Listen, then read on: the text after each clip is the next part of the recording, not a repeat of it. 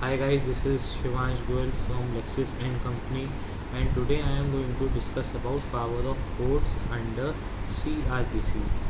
So power of courts is basically defined from section 26 to section 32 of CRPC. So first of all, we must need to understand what does section 26 says.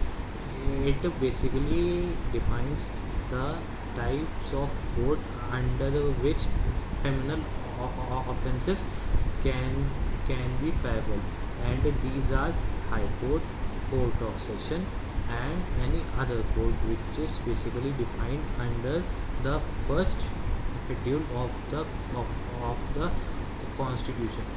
And if all these courts are not able to give proper judgment, or if the people is not satisfied with these courts judgment, then they have full power to approach to the apex court, or we can say it as our Supreme Court of India.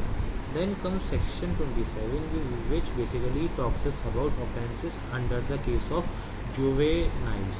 So juveniles are those persons who are under the age of 16 years, and if they commit any offense, then their offenses would be triable under the court of chief judicial magistrate, or any other court which is authorized under the Children Act 1960.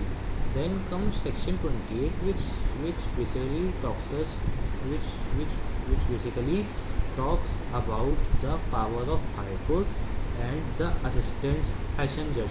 High Court can pass any judgment, whether it is death imprisonment, or or imprisonment to life.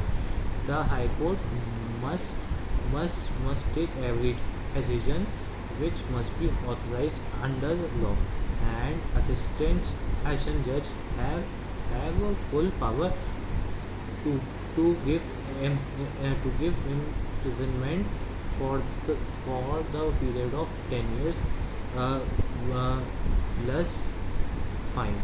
Then comes section 29, which basically talks about the power of magistrate.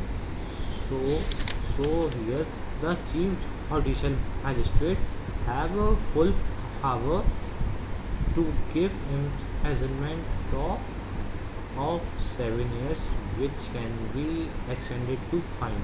Then comes the magistrate of first class. He has full power to give punishment up to 3 years, which can be extended which can be extended of a fine which is 10,000 rupees. Then comes the magistrate of second class. He has full power to give imprisonment, which can be extended to up to 1 year, and he also has a full power to impose fine which should not be less than 5,000 rupees. So under section 29, various powers of magistrates is being defined. Then comes the sentence of imprisonment, which is in default of fine. So here the chief judicial magistrate has full power to to impose a fine for the judgment which he has passed. Then comes section 31, under which if if the offender has done one or the more trial, then he can be sentenced to imprisonment if it is a exhaustion. So these are basically some power of the courts under CRPC in a short form. And if you have any doubt, then you can ask.